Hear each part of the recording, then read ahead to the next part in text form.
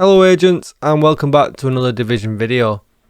Today we're back on the PTS, it's phase 3 and this is looking like it's been the last phase of the PTS, and they've made some more changes to the Lady Death that I wanted to take a look at because some of them sounded super OP and literally could be absolutely amazing, so I wanted to test them out in a YouTube video, so here it is.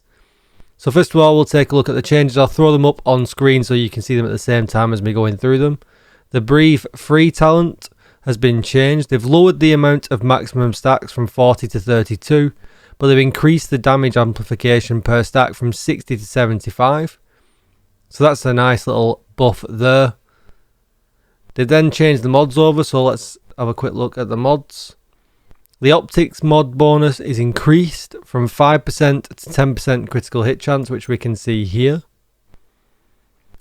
Then the Muzzle mod has been changed from 5% critical hit chance to 5% critical hit damage. It's effectively so far adding an extra 5% critical hit damage to it.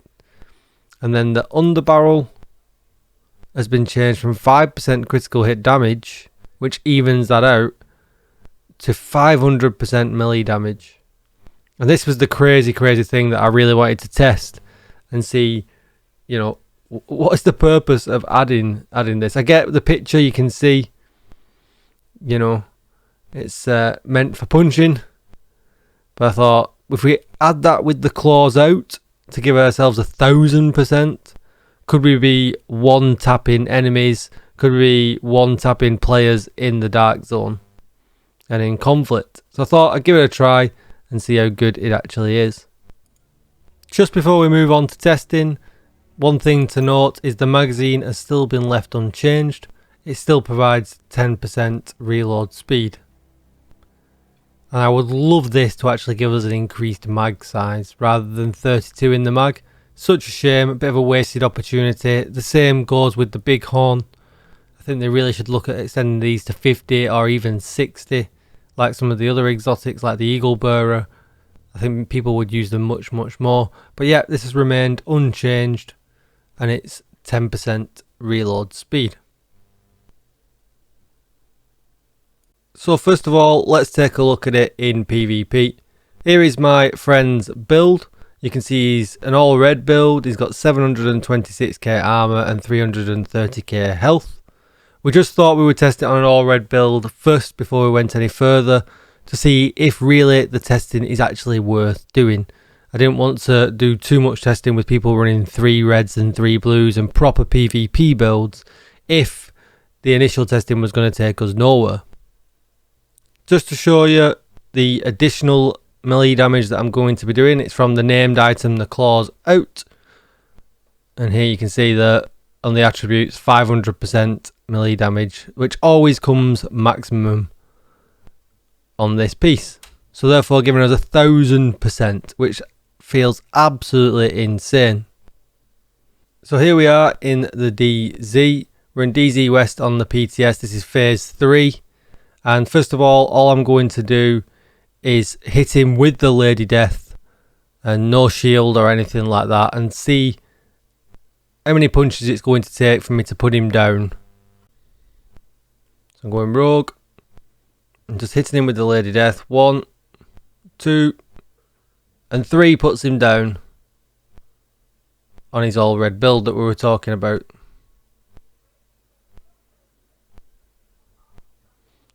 So obviously I want to change this around a little bit. We're going to test it with the shield as well. So he's going to come back out.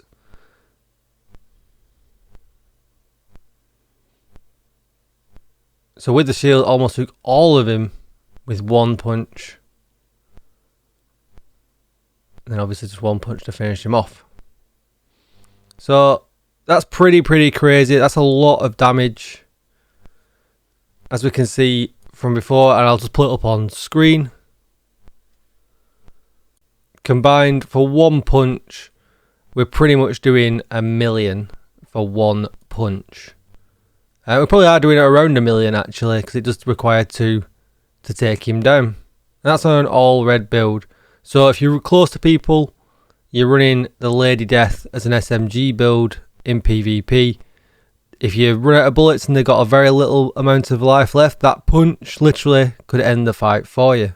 So next, I wanted to see if you actually have to have the Lady Death equipped and in hand to get the bonus. So I thought if I could use the full shield, maybe we could cheese it a little bit, use a full shield, but still get the 1000% damage from using the claws out as well.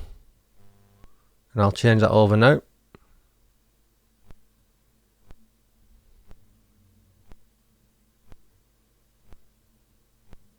Put on the bulwark shield, which obviously then forces us to use our pistol.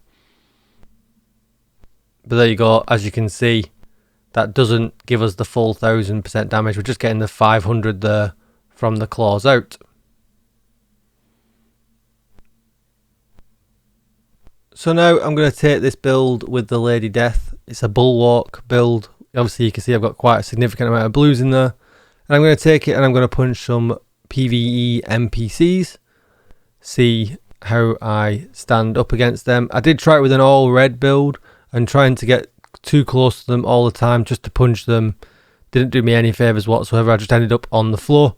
But I thought bulwark's pretty powerful. Can I use the damage from the Lady Death and the punching to sustain in a heroic? And here are the results. We're at the Federal Emergency Bunker and we're on heroic. And obviously this is overkill. No one's actually going to run into a mission and just try and punch enemies.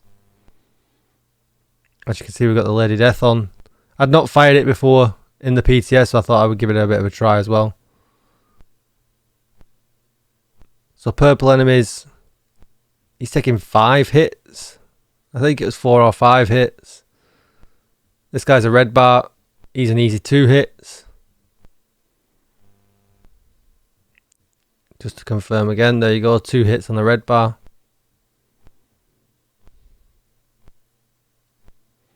And as well, you can see the damage numbers now in the bottom. The yellow bar takes way less.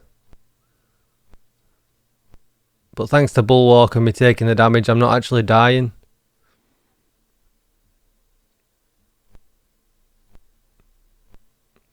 So the elites are way harder to kill.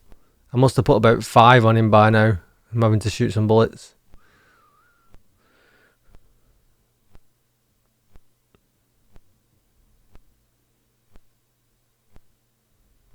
But we don't really want a full melee build.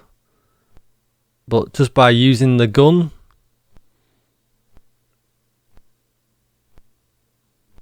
we could take a quarter of a red bar's life pretty easily. But it does require us to use the shield for the extra damage. If we're just punching, the damage is nothing, as you can see.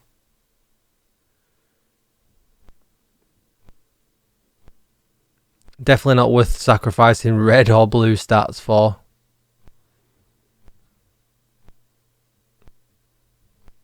Maybe if they buffed it to 1000, we could start, thinking it could be absolutely useful and it could be vital for us to use in builds. But essentially, it's just an additional buff to the Lady Death that we might use every now and again. But I wouldn't build a build around it, unfortunately. I don't think it's worth sacrificing your stats for, and I certainly don't feel like it's worth building a build around it. I'll let this section play out, guys, just the rest of it. I just finished this section off and then I quit the testing. Thank you for watching. Come and check me out over on Twitch, twitch.tv/DJTICKLE, where you'll find me streaming most days. Hit that subscribe button, hit that bell for notifications, and I'll see you in the next video. Thanks for watching, everybody. Goodbye.